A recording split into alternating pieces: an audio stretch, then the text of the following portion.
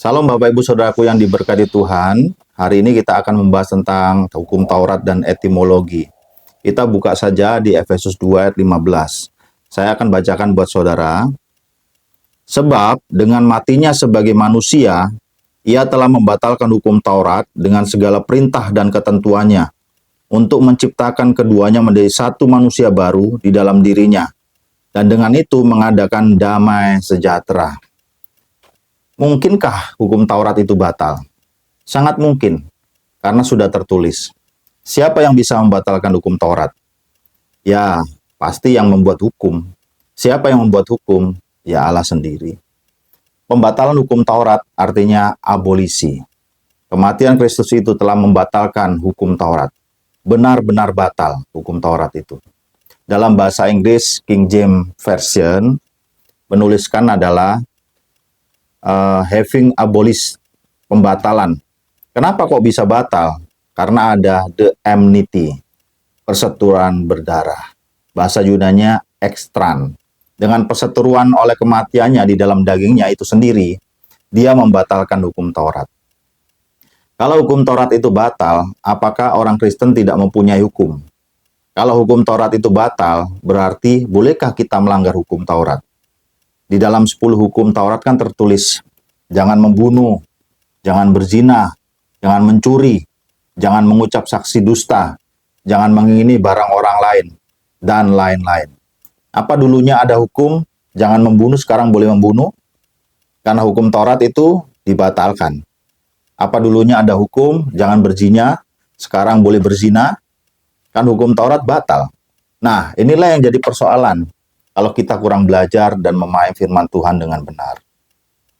Perlu kita sadari bahwa pembatalan hukum Taurat tidak menjadikan orang Kristen menjadi tanpa hukum atau yang disebut anomos.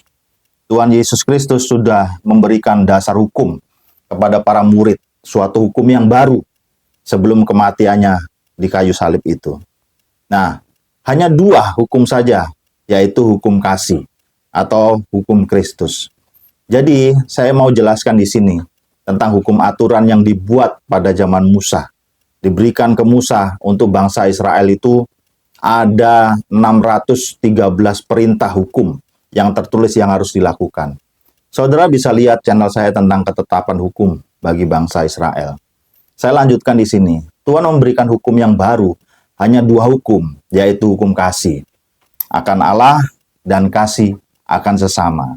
Bagaimana cara menerapkan hukum kasih 2 hukum ini? Kalau kita kasih akan sesama, otomatis kita tidak membunuh. Kalau kita mengasihi sesama, tidak mungkin kita mencuri. Kalau kita mengasihi sesama, tidak mungkin kita berzina, mengkhianati pasangan hidup kita. Kalau kita mengasihi, tidak mungkin kita tidak memberi, bahkan memberi untuk pekerjaan Tuhan. Kita memberi bukan karena takut berkat kita dimakan belalang pelahap, belalang pengirik, belalang pembunuh. Di Malaiki 3 ayat 6-12. Saudara boleh baca. Karena penerapan hukum yang diberikan Yesus Kristus sebelum dia naik ke surga, yaitu hukum kasih. Kalau kita mempunyai kasih, kita tidak akan mungkin menyakiti sesama. Terlebih juga menyakiti hati Tuhan. Amin, Bapak Ibu Saudara. Hukum Taurat batal. Bukan berarti kita sebagai orang Kristen hidup tanpa hukum.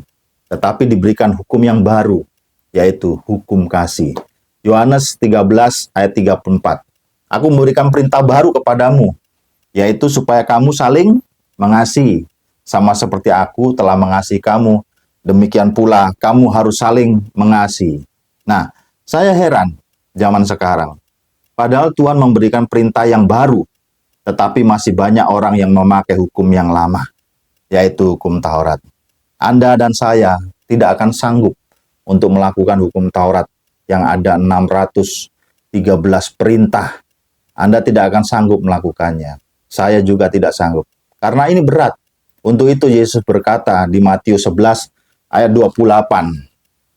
Matius 11 ayat 28 berbunyi demikian. Marilah kepadaku semua yang letih lesu dan berbeban berat, aku akan memberi kelegaan kepadamu. Pikulah kuk yang kupasang dan belajarlah kepadaku, karena aku lemah lembut dan rendah hati, dan jiwamu akan mendapat ketenangan. Sebab kuk yang kupasang itu enak dan bebanku pun ringan.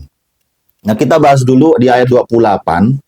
Marilah kepadaku semua yang letih lesu dan berbeban berat. Artinya, beban hukum Taurat yang diberikan itu, yang orang Israel tidak sanggup lakukan, yang semua makhluk tidak sanggup lakukan, di ayat 29, saudara perhatikan. Pikulah kuk yang kupasang dan belajarlah kepadaku, karena aku lemah lembut dan rendah hati, dan jiwamu akan mendapat ketenangan.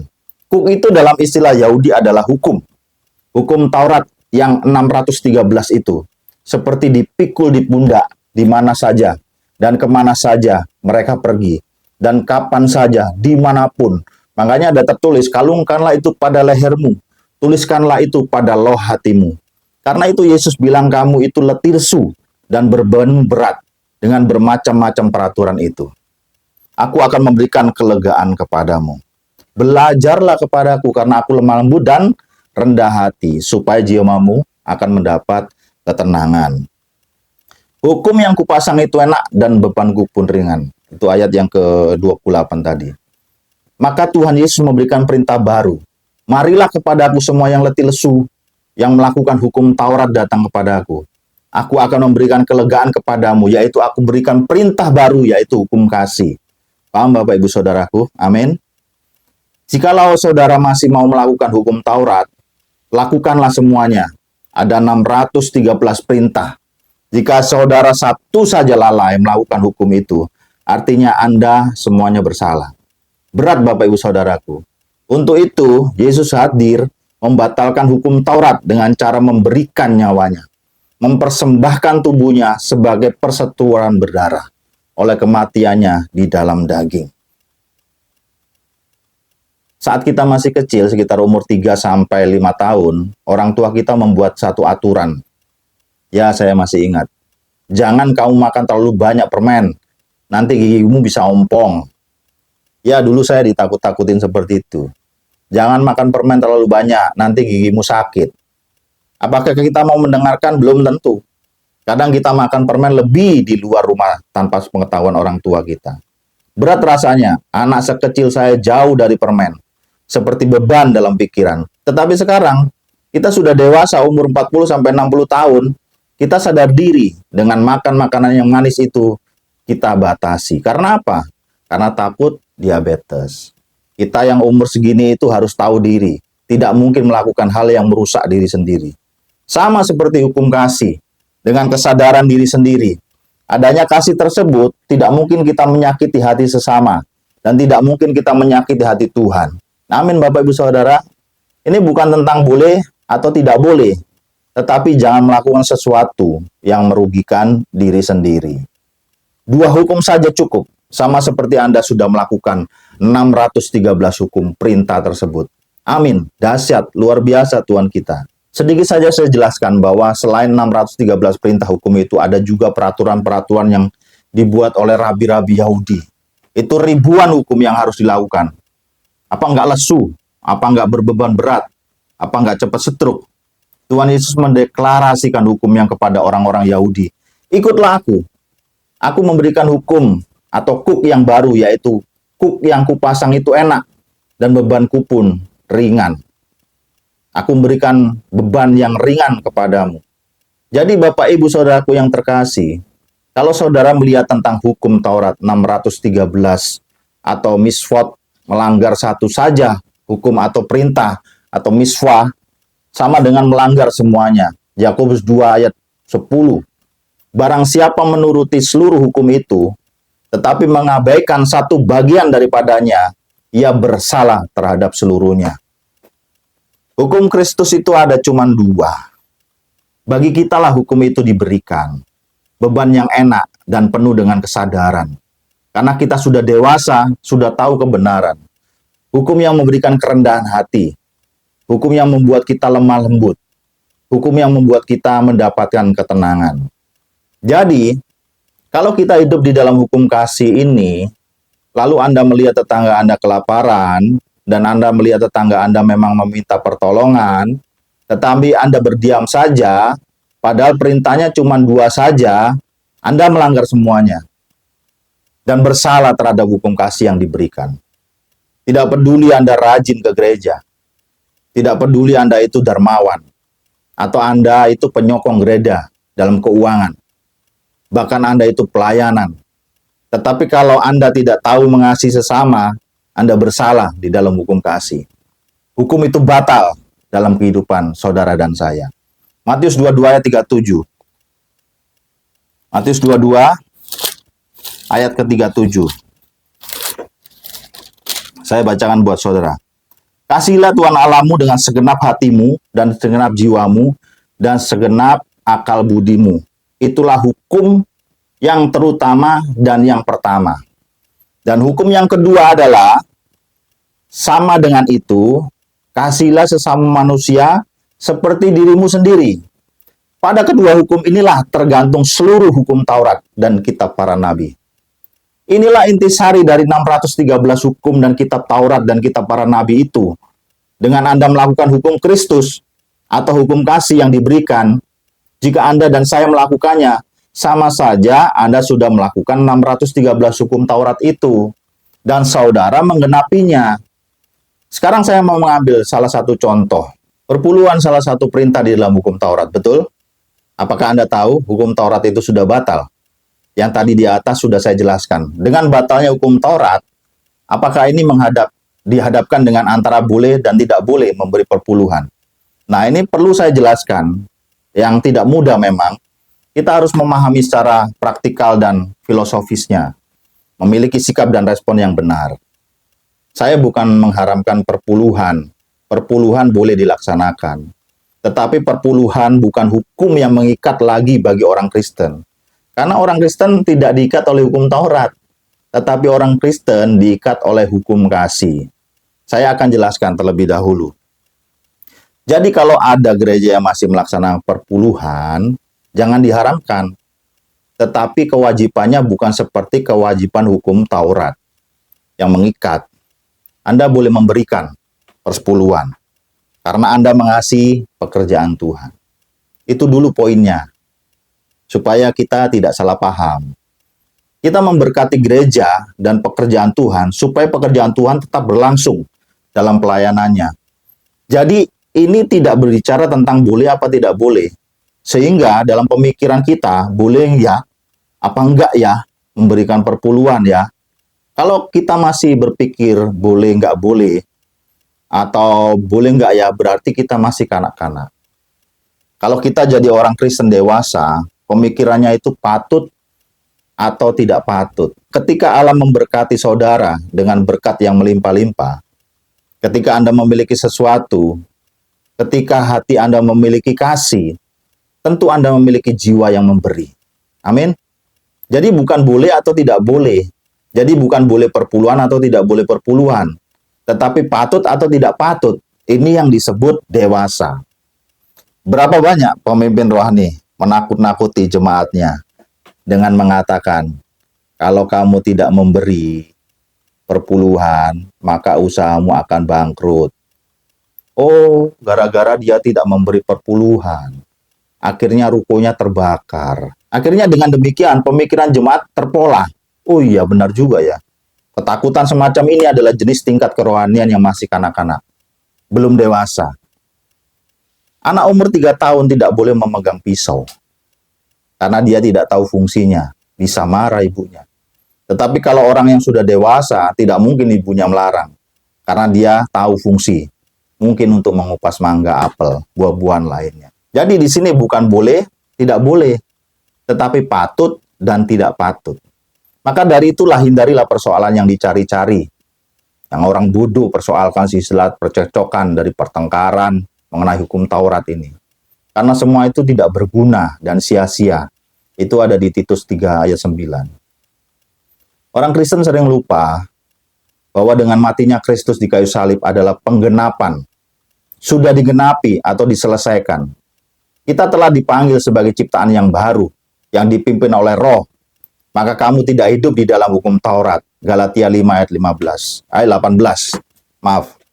Jadi Bapak Ibu Saudaraku yang terkasih, Dalam kedewasaan rohani bukan boleh atau tidak boleh, tetapi lebih kepada bermanfaat atau tidak bermanfaat, mendatangkan kebaikan atau tidak, tetapi lebih mendatangkan berkat.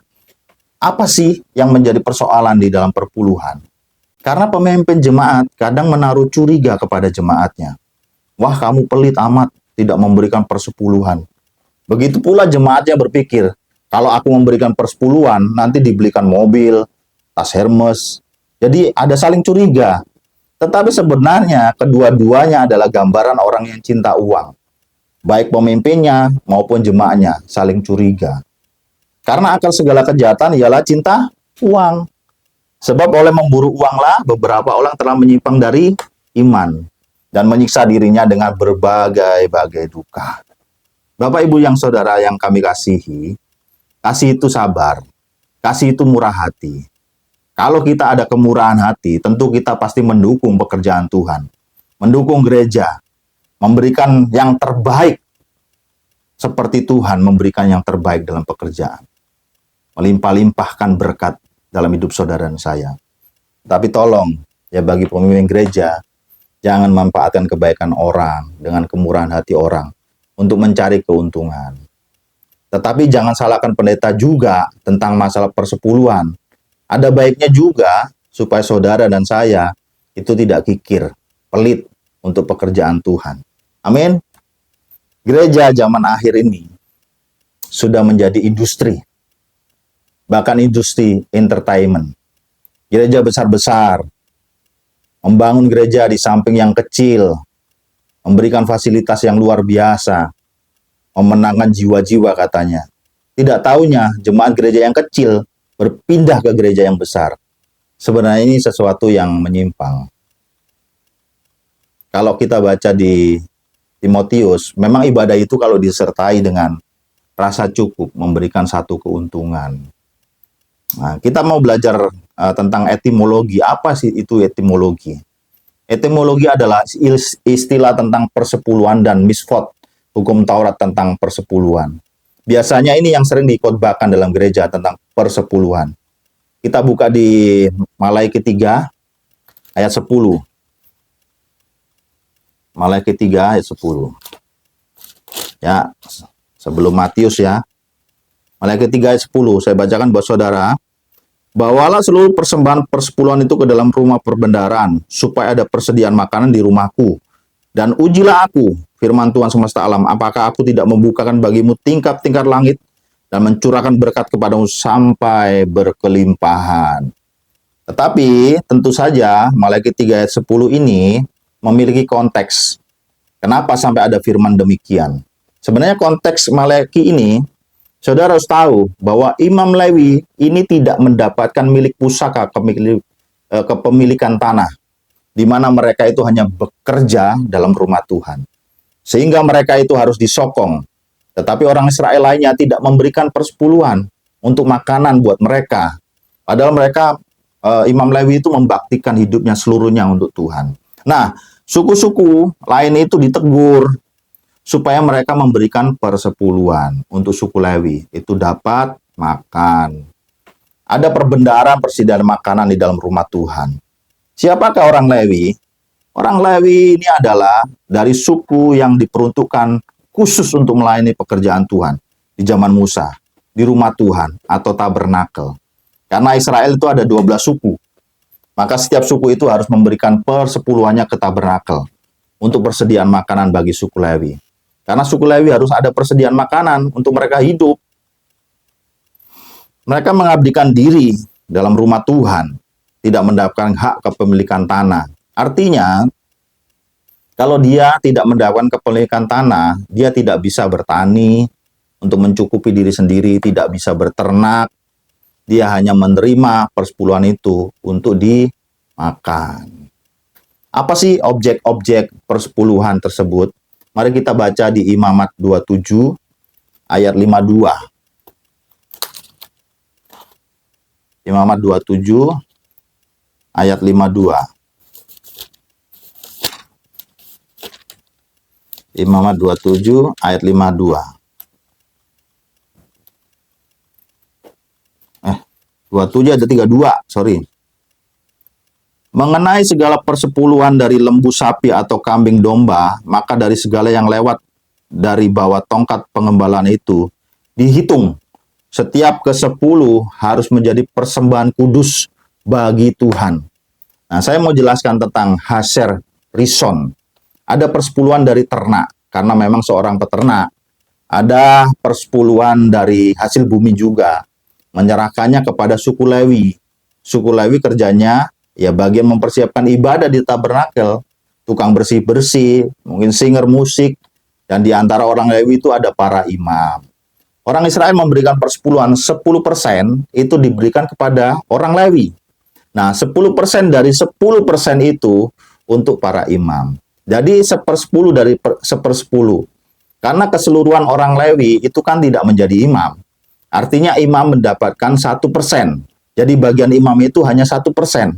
Kalau dihitung dari 1/10 dari 1/10-nya. Saudara bisa baca di Bilangan 18 ayat 26 atau Nehemia 10 ayat 38 lah.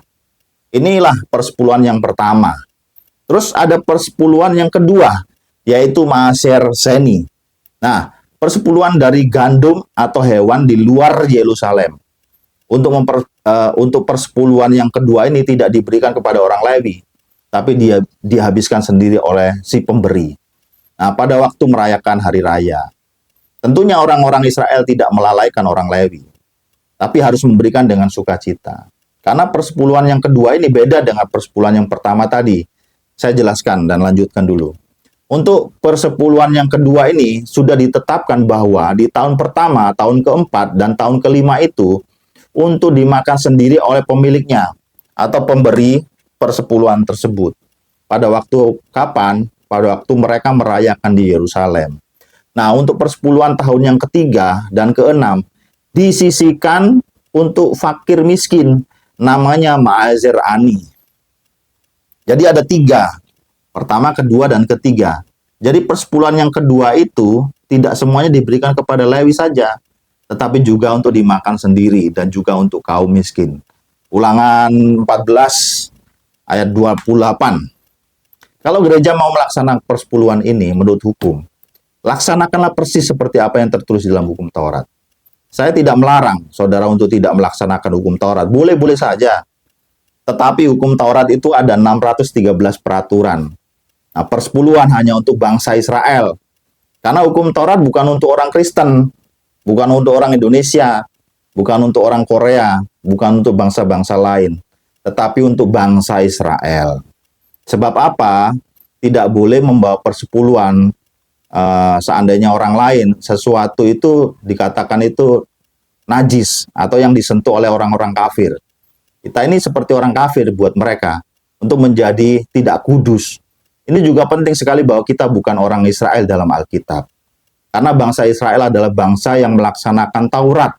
Bilangan 18 ayat 26. Dan persepuluhan itu hanya boleh diberikan dari hasil bumi milik pusaka untuk dipersembahkan kembali untuk menyokong orang-orang Lewi.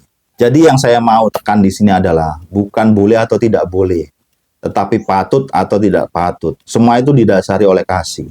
Karena kasih adalah undang-undang kerajaan Allah. Jadi jangan tanya lagi boleh apa tidak boleh ya memberikan persepuluhan. Saya katakan boleh saja, tapi bukan seperti perintah hukum Taurat. Sebenarnya kapan mulai ditetapkan persepuluhan itu? Persepuluhan itu dimulai sejak Israel masuk ke tanah perjanjian yang dipimpin oleh Yosua. Saudara nanti boleh baca di Ulangan 12. Hukum Taurat secara resmi dan sempurna itu dilaksanakan pada waktu orang Israel itu menginjak tanah perjanjian. Karena persepuluhan itu harus di tanah perjanjian Yerusalem. Tetapi sampai sekarang pun orang Israel tidak memberikan persepuluhan. Karena apa? Jawabannya sederhana. Karena bait Allahnya itu sudah runtuh. Jadi mereka tidak dapat memberikan persepuluhan itu. Kenapa? Tidak ada imam. Tidak ada orang Lewi yang bersih-bersih, yang main musik, yang memberikan persembahan. Tidak ada yang mempersiapkan di tabernakel. Lalu apa saja yang mereka bawa sebenarnya? Bangsa Israel. Ada gandum, jelai, pohon kurma, anggur, pohon delima, ya zaitun, pohon kurma, dan lain sebagainya. Itu ada. sekitar objek persepuluhan. Setiap tahun sekali, bukan sebulan sekali. Mohon maaf ya, saya cuma menjelaskan isi Alkitab. Tapi setelah mereka dibuang ke Babel, ada rabi-rabi tertentu itu menambahkan persepuluhan dari Selasi, Adas Manis, dan Jintan. Makanya di Matius 23 ayat 23, ini persepuluhan-persepuluhan yang lain. Persepuluhan bumbu-bumbu dapur. Ini adalah peraturan tambahan. Inilah yang dikritik Yesus. Kita baca di Matius 23. Matius 23 ayat 23. Matius 23 ayat 23. Ini kritikan Bapak Ibu Saudara. Matius 23 ayat 23 berbunyi demikian. Celakalah kamu, hai ahli-ahli Taurat dan orang-orang Farisi, hai kamu orang-orang munafik, sebab persepuluhan dari Selasi, Adas Manis, dan Jintan kamu bayar. Tetapi yang terpenting dalam hukum Taurat kamu abaikan, yaitu keadilan dan belas kasihan dan kesetiaan. Yang satu harus dilakukan dan yang lain jangan diabaikan. Ini sebenarnya bukan termasuk persepuluhan yang diatur oleh hukum Taurat, tapi persepuluhan yang ditambahkan sendiri oleh ahli Taurat dan orang-orang Farisi. Jadi kalau seandainya Anda mengajarkan Matius 23 ayat 23 ini adalah bukan mutlak untuk persepuluhan sebenarnya. Salah. Sebab persepuluhan yang bukan diatur dalam hukum Taurat, tetapi ditambahkan sendiri oleh para rabi-rabi itu. Ini adalah kritikan untuk para ahli Taurat dan orang Farisi, bahwa persepuluhan dari Selasi, Adas Manis, dan Jintan kamu bayar, tetapi yang terpenting dalam hukum Taurat kamu abaikan. Mereka menjadi sombong karena memberikan persepuluhan, tetapi keadilan, belas kasihan, dan kesetiaan yang harus dilakukan itu justru malah diabaikan. Yesus tidak sedang menyinggung persepuluhan hukum Taurat, tetapi persepuluhan tambah-tambahan yang dibuat oleh ahli Taurat dan orang Farisi. Jadi kita belajar dari sini, jangan menambah-nambahin atau nakut-nakutin. Jangan Anda seperti rabi-rabi itu menambahkan hal-hal yang bukan semestinya. Ya, bertobatlah. Saya juga bertobatlah. Semuanya kita harus bertobat. Saya mau sampaikan sekali lagi bahwa saya tidak melarang untuk persepuluhan. Itu sudah saya jelaskan di atas. Orang kalau dewasa itu memberi dengan kasih, tidak dengan tuntutan hukum, tidak dengan aturan. Jadi mengapa sampai sekarang orang Israel tidak membawa persepuluhan? Jawabannya sederhana. Karena bait Allahnya tidak ada. Jadi, saya rangkum tentang persepuluhan hukum perjanjian lama yang ditetapkan oleh rabi-rabi Israel menanamkan 3 macam persepuluhan itu dengan nama Maazerizon. Persepuluhan pertama, milik orang Lewi. Yang kedua, Maazer Seni. Persepuluhan kedua, milik keluarga sendiri. Maazer Ani, persepuluhan ketiga, milik janda-janda, anak yatim, dan orang asing. Jadi mereka membayar persepuluhan itu setiap tahun, ditulis di Ulangan 14 ayat 22. Tapi tahun yang ketujuh itu adalah pengecualian, yaitu pada tahun Sabat. Ini adalah hukum istirahat. Dan orang Israel tidak boleh menanam apa-apa di Imamat 25. Jadi pada tahun itu mereka tidak memberikan persepuluhan dari hasil panen. Setiap tahun yang ketiga dan keenam dan dalam jangka waktu 7 tahun ada persepuluhan lain yang diberikan kepada orang miskin dan orang-orang lain itu. Nah, meskipun demikian, Bapak Ibu Saudaraku yang terkasih, hukum Musa tidak menyebutkan konsekuensi tidak membayar persepuluhan. Orang Israel memberikan persepuluhan karena persadaran diri. Lalu mereka berkata di hadapan Tuhan saat mereka memberi, mereka berkata di hadapan Tuhan bahwa mereka sudah melakukannya. Dan setelah itu memohon berkat. Saudara baca di Ulangan dah. Tetapi jika seorang tidak memberikan persepuluhan, Allah menganggap orang tersebut itu merampok darinya. Saudara baca di Maleakhi tadi kan, merampok. Tapi kalau tidak mau kasih ya nggak apa-apa. Cuman itu bukan perilaku orang-orang yang beriman. Tidak mengasihi saudaranya, yaitu suku Lewi, para imam yang melayani, karena dianggap mengabaikan. Jadi kalau saudara berjemaat di salah satu gereja dan tidak mengasihi gereja dan tidak memberkati gereja, ini bukan perilaku orang-orang yang beriman. Harus penuh dengan kesadaran diri. Penting di sini, sebagai catatan, orang Kristen harus tahu bahwa dalam Alkitab Perjanjian Lama, golongan Lewi dan golongan imam itu berbeda. Yang menerima persepuluhan dari jemaat adalah Lewi, bukan imam. Sedangkan imam menerima persepuluhan dari golongan Lewi. Nah, aturannya demikian. Jika aturannya berbeda, berarti itu menyimpang dari dalam pengajaran tentang semestinya perpuluhan ditetapkan dalam hukum Taurat. Sebab suku Lewi adalah suku Israel yang harus dipekerjakan menurut Taurat untuk melayani kemah suci atau tabernakel, karena mereka bukan golongan imam. Dan nggak semuanya orang Lewi itu menjadi imam. Sebagai akhir penjelasan saya mau katakan di sini, setiap gereja itu kan mempunyai sinode masing-masing, mempunyai peraturan masing-masing, di mana saudara ditempatkan, ya di situ saudara harus mengikuti aturannya. Penjelasan saya yang di atas ini adalah tentang penjelasan hukum Taurat yang berlaku waktu itu. Seharusnya kita tidak lagi mengikuti hukum Taurat, tetapi hukum Kristus, hukum kasih. Semestinya saudara bisa memberi lebih daripada ketetapan hukum Taurat. Karena kita di dalam hukum kasih. Bahkan bukan hanya 10%. Sebab semua harta yang kita miliki itu adalah kepunyaan Tuhan. Yang dipercayakan buat saudara dan saya. Amin. Akhirnya Bapak Ibu Saudaraku yang terkasih, kita disadarkan di sini untuk peduli dengan rumah Tuhan. Kita harus memperhatikan pekerjaan Tuhan dan hamba-hamba Tuhan yang mengabdikan diri untuk bekerja di ladang Tuhan. Jika saudara abaikan rumah Tuhan, itu bukan sifat orang-orang yang beriman. Kasih itu memberi, kasih itu peduli. Amin Bapak Ibu Saudara. Tuhan Yesus memberkati. Salam, Immanuel.